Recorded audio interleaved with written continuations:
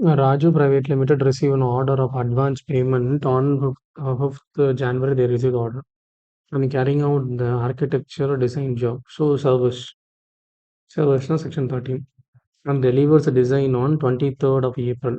So 5th Jan they got the order on the deliver by 23rd April. On oversight, no invoice is issued at the time.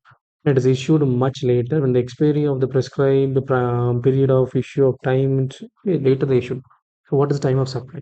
The time of supply in this case, so advance payment is received on 5th January. Na? That will be the date of supply. How you say that? Since the invoice has not been issued within the prescribed time limit, time of supply will be later or earlier of the following two reasons. Date of provision of service or date of receipt of payment, section 13(2)(b). So in this case, the payment was received on 5th January and the service was provided on 23rd April. Therefore, the payment date 5th January will be the time of supply in the service in this case. So 5th January will be the service in this case. Okay. Thank you.